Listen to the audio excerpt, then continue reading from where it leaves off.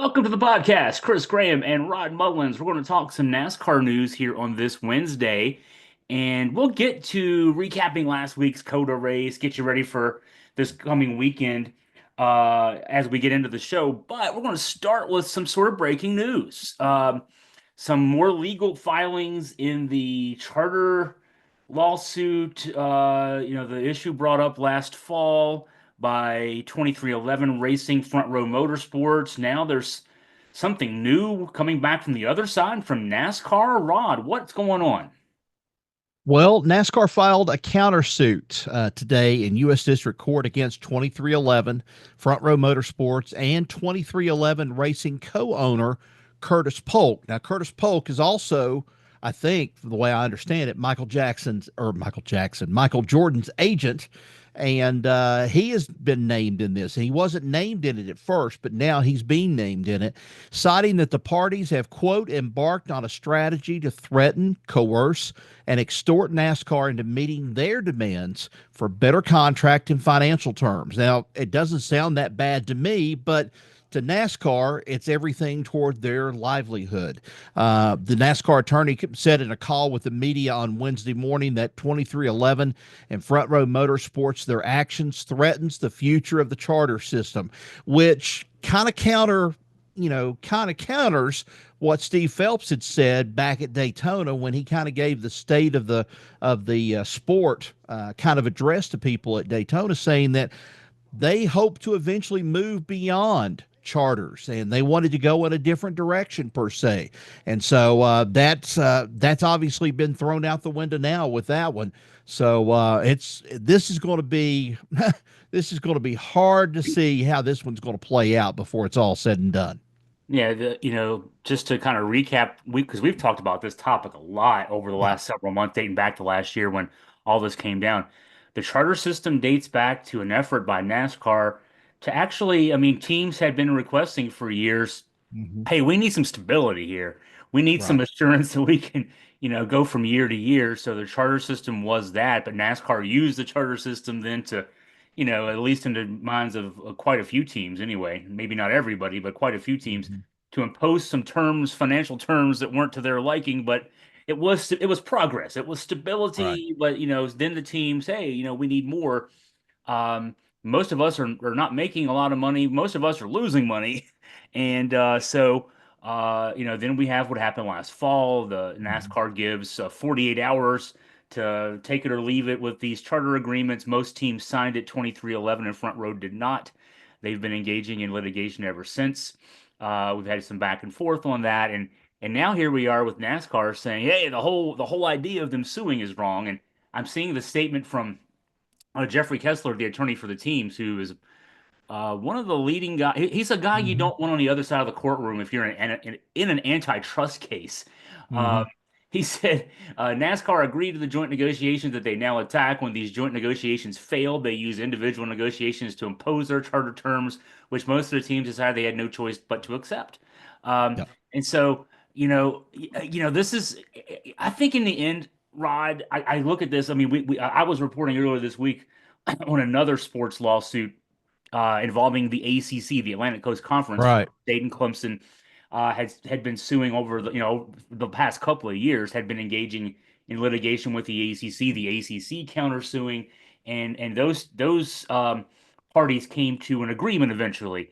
Hmm. I don't expect any of this between NASCAR 2311 and Front Row to actually get to even a much beyond just discovery process, even it gets that far in the much less to a hearing, much less to a ruling, because that'd be years from now. Yeah. And that's what happened with the ACC, Florida State, and Clemson. And cases like this, these when you're talking about billions of dollars and you're talking about all this stuff moving around, you can't go for the time it takes to go through all the documents to get to a ruling, and then you got to rely on a judge too, a judge who may or may not be very versed in what you're arguing Hmm. necessarily. Judges have to kind of hear everything, and they're not always experts in all the vagaries of law. So, I say all this to say, I think in the end we're seeing NASCAR. Okay, NASCAR realizes, hey, if we want to negotiate from a position where we don't totally get screwed from our Hmm. perspective, we've got to go out there and do something with a lawsuit. And then the 2311 and front row people, who to this point have been dictating the terms of this, now they've got to respond. I think in the end, it just ends up being resolved. Yeah, I do too. I think the gloves are off, though. No matter any way you look at it, the gloves are off.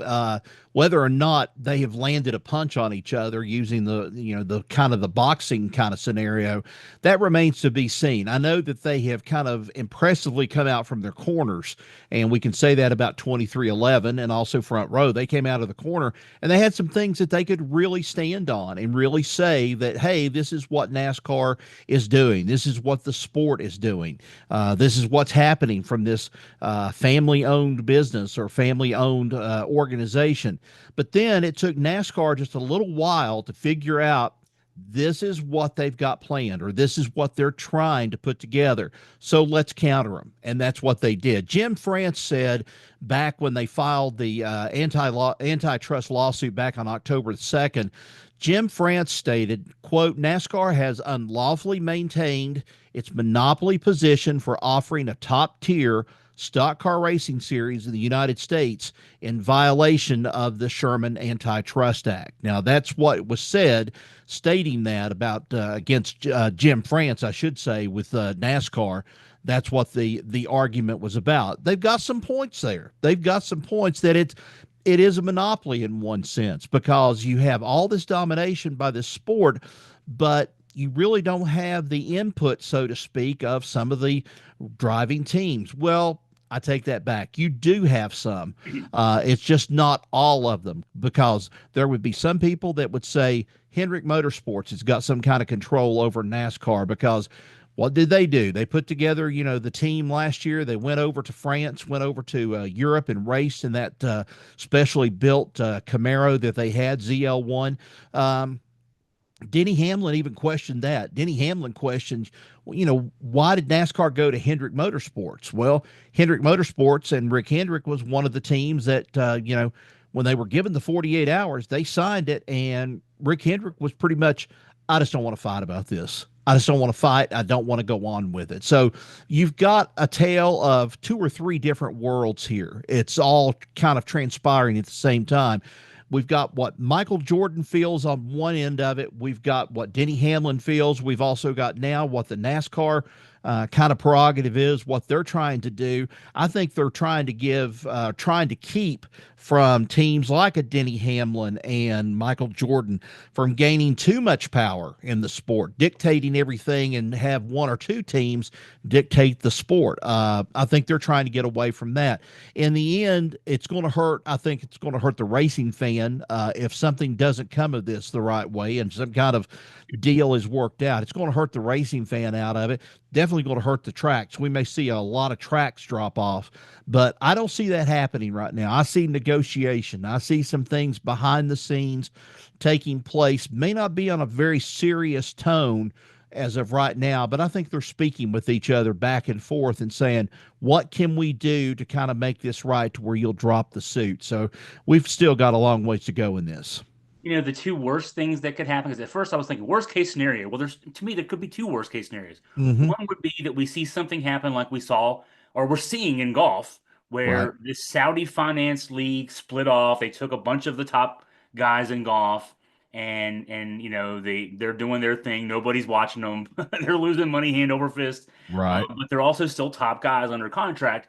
And now, now golf's they're trying to get back together, and it's taken forever to do that. I think they had an agreement in principle last year, and it's still not happening.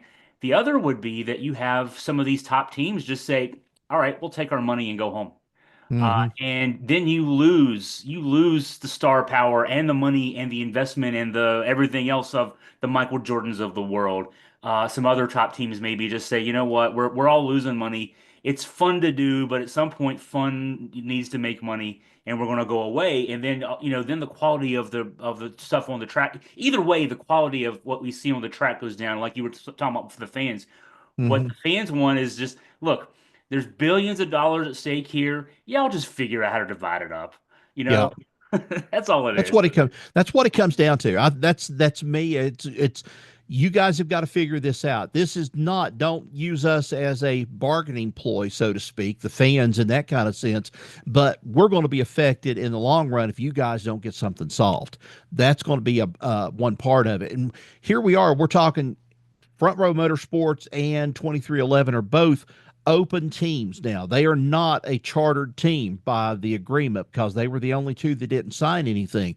There'll be a third coming in this weekend when Catherine Legg decides to run at Phoenix, and we'll talk more about her in just a little bit. She's going to be the first woman to compete in NASCAR in, wow, what, 7 years, something like that is what it's going to be. And she's coming in an open team setting, so she'll be able to go and try to qualify and get into the race for Phoenix this coming weekend. But that's, the odds are technically against her in one sense because she's a part of an open team, and that open team has to try to race to get in and try to make their mark to try to at least qualify to get into this race.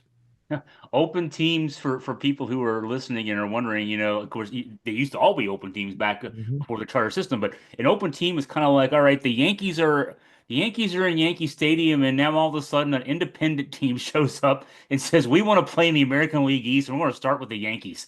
I mean, Yep. that's what it feels like, and Yeah. learn the lesson, another lesson from baseball, which is the 1981 and 1994 strikes. They set those two strikes set baseball back with the fan base. The 81 strike did for a few years. They recovered, and then the 94 strike took a season and a World Series away. And it took a lot of work to get the fans back and happy from those two strikes. Don't let that happen here, NASCAR. In the end, I think if I'm 2311 in front row, it seems like what their objections are is they just want a bigger piece of the pie. And Yeah. NASCAR is going to realize, okay, we'll just give them 5 or 10% more. I mean, Yeah. in the end, and we're still making money hand over fist. Let them make some money, and Hmm. it'll get there. But yeah, we're we're still fighting back and forth, and still in limbo. Well, we're talking about broadcast rights too, and the way broadcasting has fallen. 81, also in 94, when both of those strikes happened, that kind of set in motion the way that we were going to see baseball on television from that point on, because we got to see then, you got to see the Superstation come out of Atlanta with Ted Turner a little bit more, and then they were broadcasting all of the Braves games, but then for Cincinnati, you couldn't get Cincinnati in your own market like you used to back in the 70s. You used to be able to pick it up off of a powerhouse TV station out of Huntington, West Virginia, and they would broadcast the Reds games, just about all the Reds home games, and that did away with all this sort of stuff. And so when that happened, it was the bigger piece of the pie, money, TV rights and so forth, and we're still talking the same thing coming in with this one. And the TV rights already has been negotiated, but how do you give some of these teams a portion of that pie of the TV revenue that they are getting because they're on television? It's sort of like an NIL in college basketball and college football. It's sort of a thing of your name's out there. You're putting your name out there on a product. You're racing each and every week. Shouldn't I get something back in return? Oh, well, they get paid plenty of money, but shouldn't they get paid something back in return for being on television? That's kind of the way I look at it. Well, and when I was doing research on this last year, so many teams lose money. Mm-hmm. And they've got to go out and raise the money. They've got to find Yeah. the sponsors, and they got to keep the sponsors happy. And that's so you're not just running a race team and doing all the stuff to keep the team on the track every week, but you're also going out there and getting money too. And all they want is the ability to have some stability out of that. And the charter system was meant to give stability, and now they just want to make sure that because the costs are up. I mean, the cost to put these teams on the track are up and everything else. So they just want to be able to at least break even. I mean, I ran a sports business for a few years. I was in the professional wrestling, very small, but I was in the promoting industry there for about 5 years or so. It was fun. Didn't lose money, didn't make money. And at some point, you put your heart and soul into something for 5 years, and you don't make any money at it. You gotta make money with your time. So we got out of the business, and I can. So I can. That's where I come from when I say I understand the perspective they're coming from here. There's a potential for these teams to get a little bit more money. It's already there. NASCAR's not giving them something out of their pocket. They're Right. giving something that they got an increase in TV revenues. Just make it a little easier on us as teams, and we can go do our business. I just wonder who will make the move to call first in if they make it to a trial. And they had this judge and everything try to decide what this outcome is going to be. I wonder who will be the first to either go and ridicule and rip it apart or pat him on the back when they call Tony Stewart as a witness into the whole thing and say, hey, look, this is what you had. You brought in Chevrolet. You came with Chevrolet over. You ran a profitable race team there, at least at the early beginning. But then the bottom came out of it. What happened? What would it be? Tony Stewart's answer would probably be something to do with NASCAR because he feels like NASCAR too rigid on a lot of things and they didn't want to bend. And sure enough, he departs the sport, shuts his race team down. Carl Haas takes over, and when he takes over, you've got Formula One experience there, also some NASCAR experience. But Tony Stewart's gone completely. He's in the NHRA now, and he's happy as he can be because hey, I'm doing what I finally am enjoying. I'm being able to enjoy this, and I'm being able to at least get some kind of benefit from it. Yeah, yeah, at the end of the day, you want to be able to do both. You want to be able to enjoy Yeah, what you're doing, but also not lose your shirt doing what you're doing. right. And that's where we are with this. All right, let's get back on the track here. Coda last weekend in Texas. Get I'm completely because we've been talking business so much. Take us into the race and how things went on the day down near Austin. Well, I think I told you last week when we were talking about this, it was going to be a handful of drivers that were going to make a statement out of this. And sure enough, one of the guys that made the statement was Christopher Bell, winning his second in a row. After winning in Atlanta, he comes back and he wins at Coda.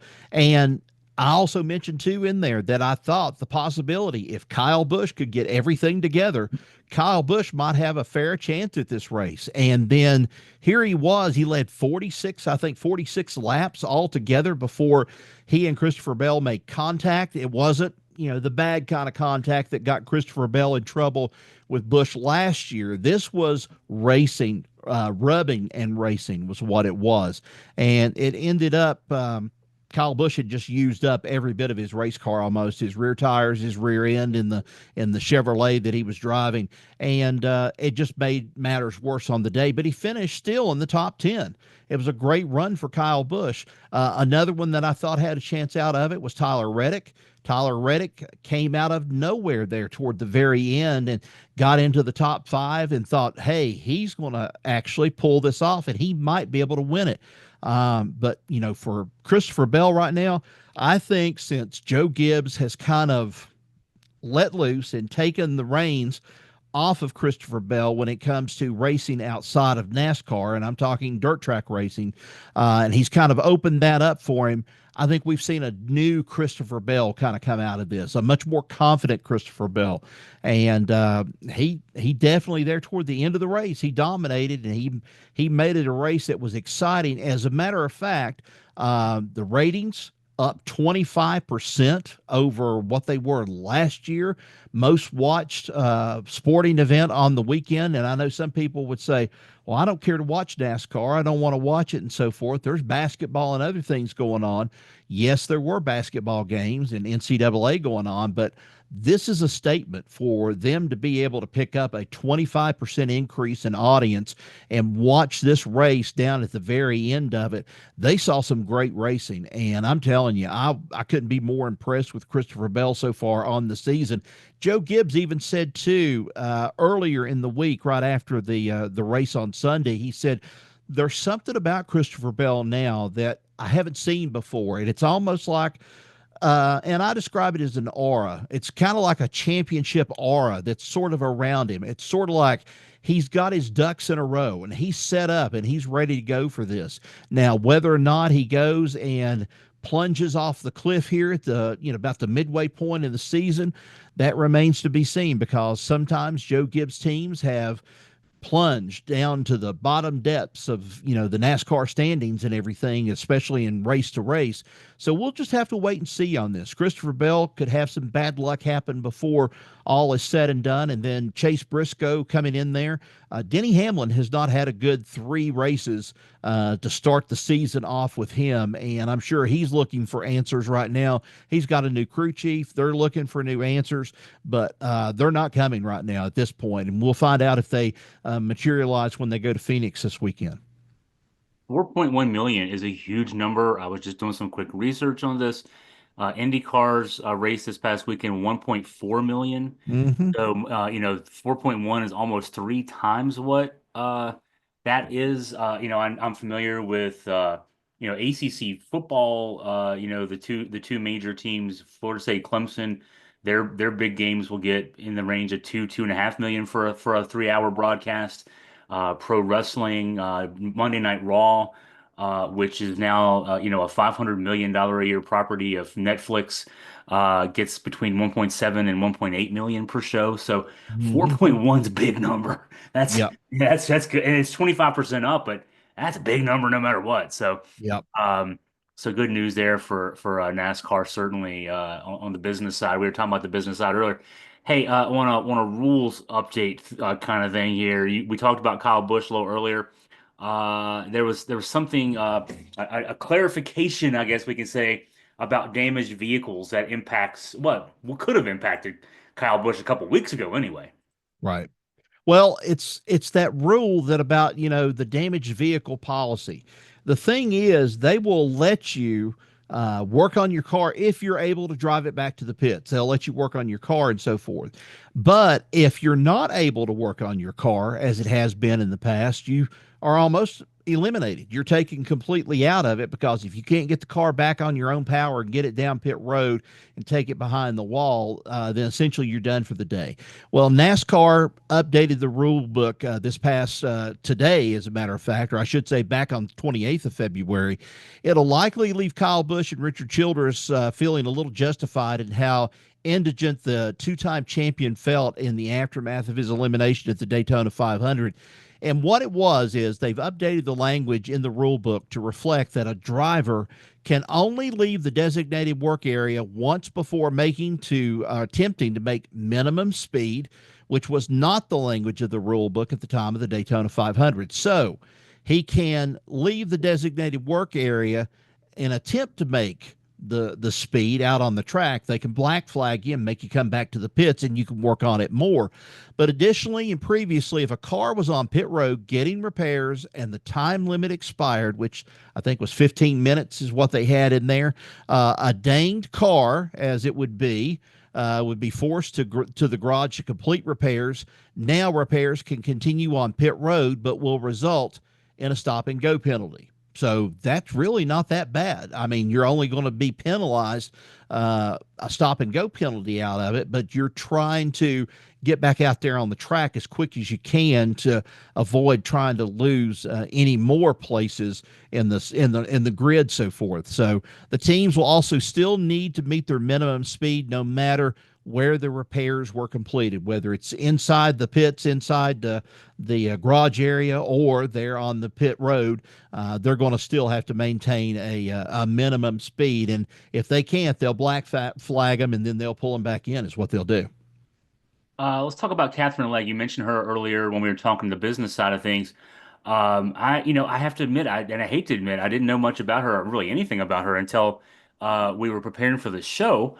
Mhm. She's well known on the racing circuit, a British driver who Mhm. has had some success across many different ways of competition, and so she's competing to be in this weekend's race. What more can we know about her?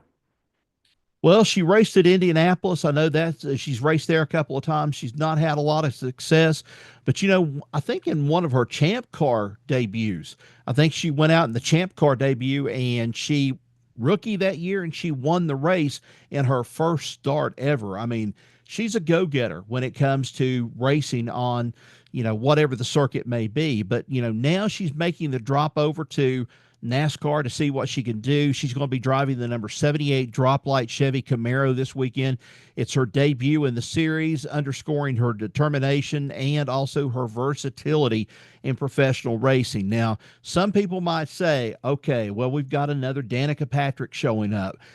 I think she's got a little bit of a better resume in some ways as opposed to a Danica Patrick because she knows how to race. She can race. Danica Patrick, I think she could. Well, I think at least at one point, I thought she could race, but she really just couldn't make the move over to NASCAR, and it was always somebody else's fault. I hate to say that, but it always was with her. We'll just see how this is going to happen with Catherine Legg because to her, entering NASCAR is a dream come true. She's excited to team up with this team, Live Fast Motorsports, represent Drop Light and Sherfitt companies in this endeavor. And racing stock cars to her has been incredibly fun, and it's been a new challenge. It has rewarded her a sense of vigor for this sport. She says, I'm grateful for the opportunity to just do what I love, and I'm inspired by all the effort, preparation, and behind the scenes work it's going to take to get here. And that's what she's trying to do. And she's a good spokesperson, a great spokesperson for the team coming into this. We'll just have to see what happens, how she does with this race. If she does well in this race, there's a possibility if they can get sponsorship or at least get a little bit more money for Live Fast Motorsports, they could put her in a couple more races through the regular season. But getting back to this about what she used to do, she's a known sports car specialist, one of 9 women to have raced in the Indianapolis 500, where in 2023 she set the record for the fastest qualifying effort by a woman in the event's history. And she is also the first woman to win an major open wheel race in North America in 2005, and that goes back to that Champ Car series. And then also she has participated in the 24 Hours of Daytona. She has been part of the Pikes Peak International Hill Climb. Oh my gosh, she's been in a bunch of stuff. So we'll just see if she can, as the saying is, when the rubber meets the road, let's just see how this goes on Sunday. She may blow us away with this. She could come away with a win the same way Shane Van Gisbergen did when it got to Chicago. She may pull something off there Sunday in Phoenix that may surprise everybody before all is said and done. Something I've always wanted to say on one of our podcasts. We never talk about Danica Patrick for good reason. There's not much to say. Um, Yeah. it's funny to me that she's a Trumper because she was the ultimate DEI hire. Uh, Yeah, she well, yeah, I she's can on agree with T. that. I leave my TV in the home the news office here on the Weather Channel, and that commercial for whichever of those shady insurance companies that she shills Yeah. for runs Yeah. like 10 times an hour, and so I have to hear, and all I can think is you didn't earn your job. Anyway, her and Aaron Rodgers were quite the pair as far as that goes too. Let's get And we ready. also see where Aaron Rodgers has gone too, by the wayside. So, Yeah, exactly, exactly. Well, maybe he can help sell that shady insurance stuff. Now that he's got plenty of free time on his hands. Hey, let's get to you talked about Phoenix. You talked about Catherine Legg, obviously getting ready to race there. What else do we need to know about Phoenix? It's the first of the 2 races there. We know that the big one's there later in the year. What do we need to get ready for this weekend? well, I guess for more than anything else, people need to know it's a 1 mile oval. It's a weird looking oval, is what it is, but it's a track that demands a whole lot out of you. And Goodyear has got a bunch of notes on the tire they're going to be bringing. They're actually going to be bringing a wet weather tire with them just in case. Hopefully that they can run that and get a little bit more grip out of it and be able to use it during the course of the race. But weather right now at this question mark, I don't know what the weather is going to be for this weekend coming up in Phoenix, but they're still taking those wet weather tires to Phoenix with them just in case. If the conditions warrant, NASCAR can pull them out. They'll give them a maximum set of 4 tires, wet weather tires for the event. But here's what we've got going into Phoenix this weekend. You've got some drivers that have been really good at some other tracks, and some have been absolutely, oh gosh, how can I say it? Terrible they've been terrible at Phoenix. I could go down the list and look at some of them. And as I get this list loaded up here, I know that Daniel Suarez right now, that's one driver that has had a bad season so far. He has not even finished above 30th in some of his races. He last week got taken out, which I've got to mention something else here too. We were talking about the race from this past weekend at Coda. Austin Dillon got spun out by none other than Austin Cindric, and he got docked 50 points and a $50,000 fine for his actions on Sunday at Coda. So he's going to probably be playing it a little bit on the clean side and safe as he goes into Phoenix this weekend.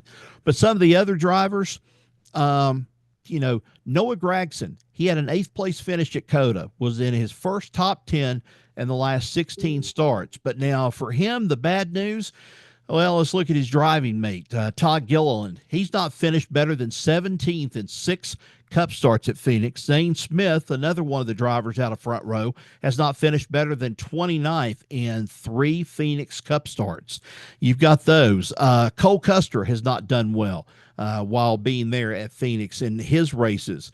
Here's Joe Gibbs, for example. Ty Gibbs has finished 30th or worse of the 2 of the first 3 races this season, and 7 of the last 8 races dating back to last season. Denny Hamlin's last win at Phoenix was all the way back almost 6 years ago.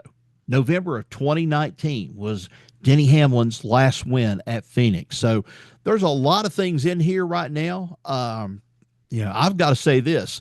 It's anybody's race this coming weekend. I've got to mark Christopher Bell in there as a possibility. He could make it 3 in a row. I mean, if he does, then he's definitely going to be on a roll. But we still haven't seen some of the things out of drivers like Kyle Busch yet, although he's still finishing. Has finished in the top 5, top 10 in some of the races. He's looking to go back to Phoenix and at least try to put his foot down. And I think he's going to win a race. I'm saying within the next 3 to 4 races, he's going to win a race because they've obviously got it back together there, and he's racing well. If they can just avoid the bad luck and things that happen as you start getting down toward the end of the race, I think that's going to be a big one right there. Brad Keselowski and his team, Chris Buescher's had 3 top 10 finishes at Phoenix. But on the bad news side, Keselowski has his best finish in 3 races this season is 15th, and that one of his best finishes came at Coda this past weekend. And Ryan Preece, who used to be with Stewart Haas Racing there for a while, switched over to RFK this year. He has finished 30th or worse in 2 of the first 3 races of the season. So you can kind of see you've got some teams on the rise and going up, and then you've got some teams that you would expect to be on that curve and that rise going up have all of a sudden went and they have just plummeted and they've gone completely off the cliff, so to speak. So it's going to be an interesting race of what will be coming out of this. Shane Van Gisbergen will be making his first Phoenix Cup start this weekend. That's going to be a big one for him right there. He finished 6th at Coda this past weekend. So anything can happen with this race. And Phoenix is usually one of those signs of where they're racing in the desert. It's either going to be cold, it's either going to be hot, it might be in between, depending on what kind of tire wear that they have. You could see a total unknown rise to the top and win this race, or you could see an experienced driver in a Christopher Bell, a Kyle Busch, or maybe a Tyler Reddick that used to race in Arizona and around through there in Southern California a long time ago, really making a push to try to get to the winner's circle this weekend. I'm looking at the weather forecast. AccuWeather says 81 degrees is the high temperature on Sunday.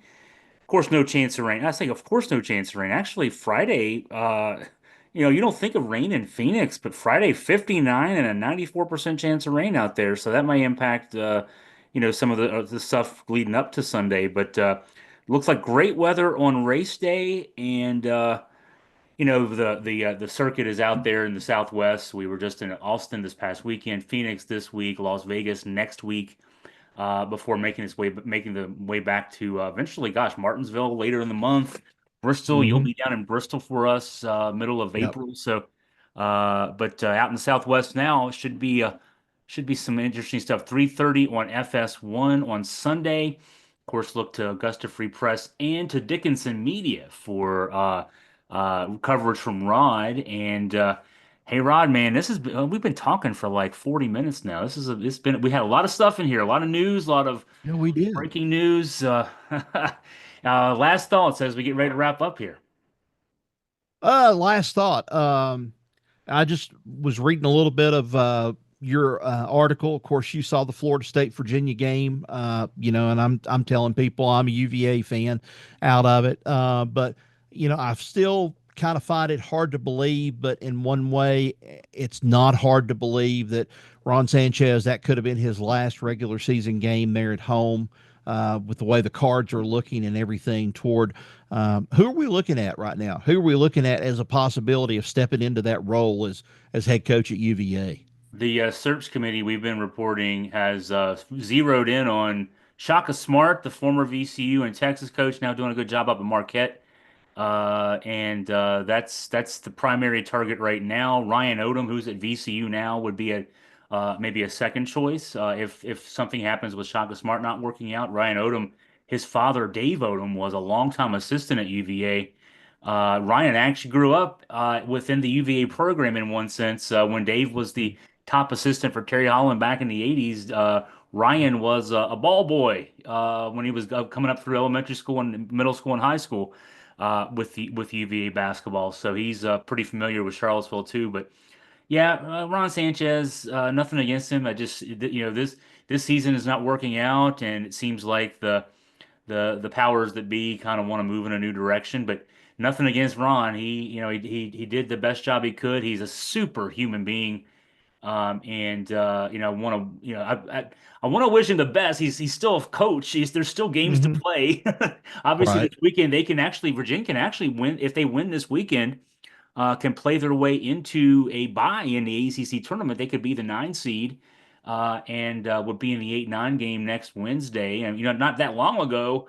It was a question whether the Virginia team would even make the ACC tournament because three Yep. teams don't make it this year. So, Yep. go Well. to go from there to maybe getting a bye.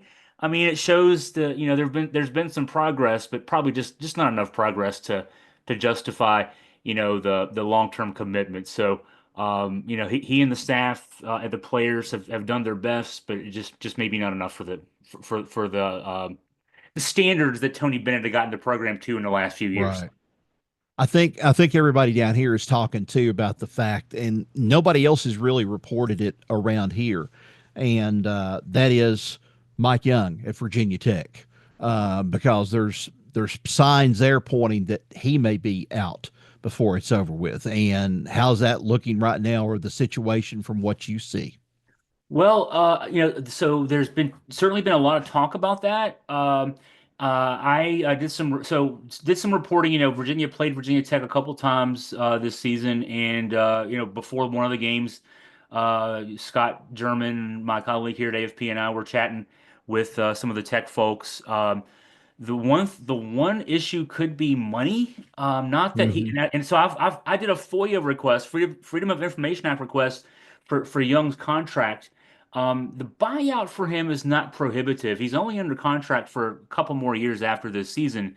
His buyout would only be $3 million, but there's a feeling among Tech folks that money's kind of tight there with Mm-hmm. the increased demands with NIL, the house settlement that's about to be agreed to by everybody in the NCAA, which will require more athletics department spending. Tech doesn't have the number of big money donors that a school like Virginia does. Mm-hmm. The people who've made billions in finance and that kind of thing. So, they don't have those people writing the number of people writing those really big checks on a regular basis to be able to afford to buy out a basketball coach. Also, factoring into this is that the football coach hasn't been doing a very good job either. Brent Pry is in That year was. yeah, that's the other his buyout is also not prohibitive, but when you got two coaches and you two money sports that are both Mm-hmm. on the seat there, whether the seat's hot or just warm or whatever, and you probably prioritize football. So I think you would probably want to wait and see what happens with football this year because I mean, I'm of the mindset that if Virginia Tech football has another down year like they've had really 3 years under Brent Pry, Mhm. they may be wanting to make a move there, and you can't make that move if you've already bought out your basketball coach's contract. So I think Yep. maybe Mike Young survives just because he survives more than he maybe deserves another run. It might just be he gets to keep the job because they can't afford to buy him out. Well, here's one question, one last question, and I'll close it at this. What's the chances of, and I know there's a lot of Tech fans down here in my part of the state, but here we are, I'm kind of, talking to them one day and somebody says, "Oh, we'd love to get back, we'd love to get Shane Beamer back in." The question is, will Shane Beamer ever go back to Virginia Tech with all that pressure that would be hanging over him because his dad was there and what his dad went through? Could Shane Beamer possibly go back to Tech? The bigger issue is that the SEC has a lot more money than the ACC. South Carolina, Exactly. he had a great, he was on the verge of one of the outside, just outside looking in at a playoff berth last year at South Carolina. Hmm. There is no way South Carolina's going to let him get away. Yeah. If it was even quasi serious, if Virginia Tech made a really good financial offer, South Carolina could easily match or surpass it. And then you got to think, kind of like you said there, Rod. If you're Shane Beamer, do you want to go back to where your dad was? Because then the expectations are you better. I mean, one, they would be giving you a ton of money, and two, they'd be expecting you to walk on water. And if you don't, I mean, that's tough. So for those two reasons, I think the bigger reason again is the money, the SEC, and I don't even know. I wouldn't even know if Shane Beamer would even want to entertain the possibility because he's in a situation now where he can build his own legacy. It's kind of like, Yeah. people, Virginia women's basketball fans keep bringing Hmm. up the idea of Dawn Staley coming back to Virginia. Well, one, South Carolina's paying her way above market value to Hmm. do that job. She's created a legacy there, and so I don't. If she comes back, she'd have the same pressure almost that Shane Beamer would have, just not with the last name. But she's Dawn Staley at Virginia. So no, the SEC, the money in the SEC, their TV contract and everything else. No, and I've been to that the football stadium down there. Um, Hmm. it's massive, and they fill it up every week. They're making money Yeah. down there. They're not letting him go away. Well, I was wondering, you brought up something when you said the Tech thing about Beamer and then Shane coming back and stuff. It's sort of like getting back to the racing part. It's sort of like the Earnhardt Dale Jr. sort of thing and stuff. Here you've got Dale Jr. coming back into the sport or coming into the sport because he is knighted, bestowed, or whatever it's been put on him. And I think he lived with a lot of undue and unnecessary pressure put on him by Dale Senior fans, thinking that he was the second coming of Dale Earnhardt, which in no way is he anything, close to being like his dad. Still praiseworthy of his dad, even though he and his dad did not get along that well at certain times and so forth. But yeah, I just don't see that happening, especially having to step in. Virginia Tech to me is kind of like almost like stepping into a quagmire is what you're getting ready to step into. And you just don't know what to expect and what's going to be coming at you when you least expect it. They've been, they were for about 15 years a top-notch national program. It's been 10 years since they've been that. And then there's the Hmm. aspect, okay, so if you're Dale Earnhardt Jr., you've got the same name almost as your dad. He's Dale Earnhardt Yep. Sr., so you got the same name. If you're Shane Beamer, you're Shane Beamer. You're the son of Frank Beamer. There's also this aspect of you don't want to follow the legend.